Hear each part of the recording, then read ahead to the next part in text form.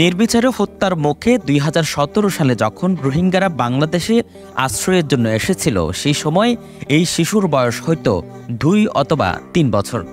দিনে দিনে ৭ বছর গড়িয়েছে সময়। বাংলাদেশের আলো বাতাসের সাথে বেড়ে উঠেছে এই শিশু। বাবা মায়ের সাথে কোলে করে বাংলাদেশে আসা শিশুটি এখন অন্য ১০ জনের মতো চিৎকার দিয়ে বলছে নিজ দেশে ফেরত যেতে চায় সে। অধিকার আদায়ে প্রয়োজনে আন্দোলনে নামতেও প্রস্তুত।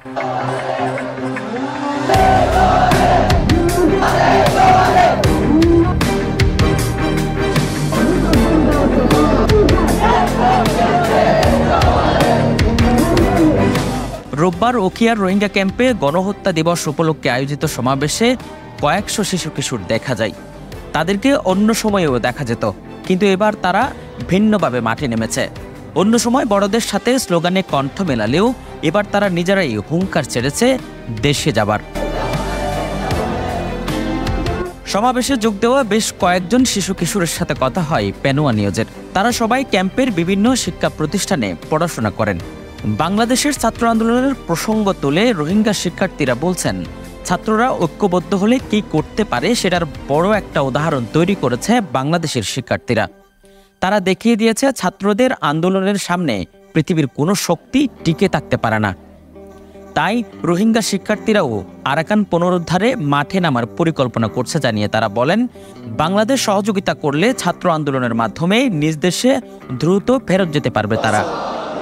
বাংলাদেশের ছাত্র দেশে না লইয়ে এলে আরাতীয় গরিয়রে মানে আরা স্টুডেন্ট রোহিঙ্গা স্টুডেন্ট কল যেদুন আছে আরাতীয় নান এলে আরা দেশ আরা তুলনসা তো আরা দিন স্টুডেন্ট কল আছে ইনা বেকুনি মিলে এলে আন্দোলন করি আর কেন আরা লেভেল বলি স্যার মানে তারা স্টুডেন্ট জিন আছে বেগুন আসরা আছে এলে কি হয়ে যায় তারা আন্দোলন গিয়া যে জেম দিস আছে ইউনাইটেড স্টুডেন্ট আহম বর্তমানে মানে আর গিয়া স্টুডেন্ট আছে ইনা তো ইলা গো আলোচনা আছে আর বাংলাদেশ সরকার যে আমরা সাউট দিন আর ইয়ান গরি দিবলা তারে আমরা জ্ঞান গরি বলা রাজি আছে গুমাতে যদি বেগুনা হাজ করে বেগুনা মশলা করে সাইলে স্টুডেন্ট পারিব দিনলা অন্য মানুষ না পারিব।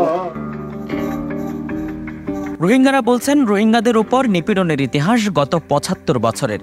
দীর্ঘ এই সময়ে নানাভাবে নিপীড়নের বিরুদ্ধে রুখে দাঁড়ানোর চেষ্টা হয়েছে, কিন্তু সফল হয়নি। সর্বশেষ ২০১৭ সালের পর অনেক চেষ্টা করা হয়েছে জান্তা সরকারকে বসে আনতে, কিন্তু এখনও পাত্তা পায়নি। তাই তারাও এখন ছাত্র আন্দোলনের মাধ্যমে নিজ দেশে ফেরত যাওয়ার স্বপ্ন দেখছে।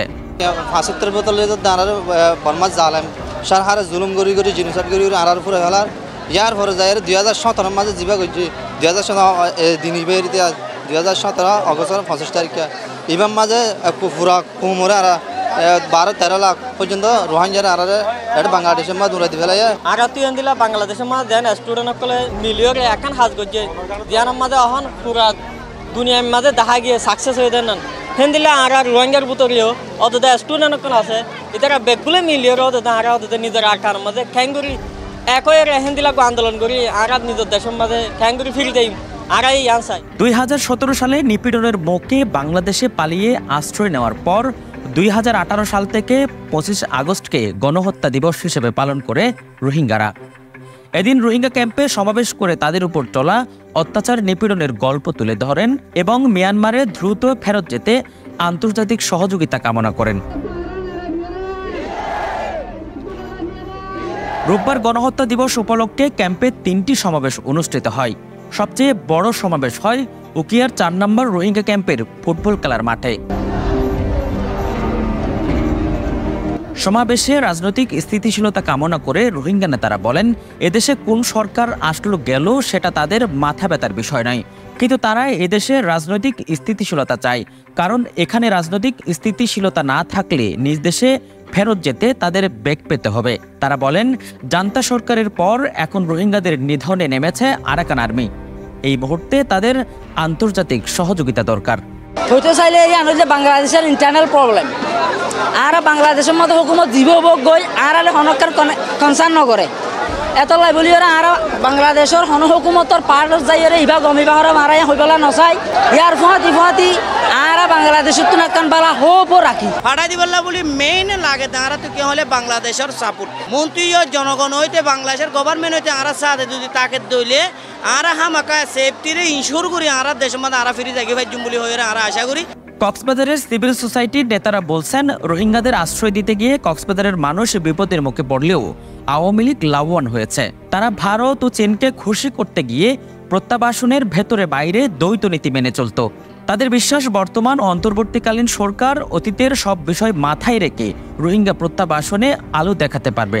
কক্সবাজারবাসী কিংবা দেশের মানুষ ওই রোহিঙ্গা নিয়ে ক্ষতিগ্রস্ত হলেও আওয়ামী লীগ দল হিসেবে সরকারের টিকে থাকার অন্যতম অক্সিজেন হিসেবে কাজ করেছিল রোহিঙ্গারা। সেই হিসাবে কিন্তু রোহিঙ্গাদের নিয়ে আওয়ামী লীগের যেই দ্বৈত নীতি ছিল সেটা কিন্তু তারা বহিঃপ্রকাশ বারবার করেছে। বারবার আমরা দেখেছি রোহিঙ্গা প্রত্যাবাসনের করার বিষয়ে অনেক বেশি উৎসাহ হয়, আবার অনেক বেশি পিছনে চলে যায়। এখানে একটা কাজ হচ্ছে ইন্ডিয়াকে খুশি করতে গিয়েছিল মূলত। ভারত আমাদের বন্ধু রাষ্ট্র হলেও চীন আমাদের অর্থনৈতিক বন্ধু হলেও কিন্তু তারা আমাদের সাথে যে রোহিঙ্গাদের নিয়ে ভালো আচরণ করে। সবার আগে মায়ানমারের কর্তৃপক্ষকে আইডেন্টিফাই করতে হবে। আমাদের ডিপ্লোম্যাটিক ক্যাপাসিটি অসম্ভব বাড়াতে হবে। জাতিসংঘের লবিং বাড়িয়ে আন্তর্জাতিক সমর্থন আদায় করে দ্রুত প্রত্যাবাসনের পাশাপাশি নতুন করে কোনো রোহিঙ্গা প্রবেশ করতে না দেওয়ার বিষয়ে সজাগ থাকার আহ্বান সচেতন মহলের। News desk, Penowa news.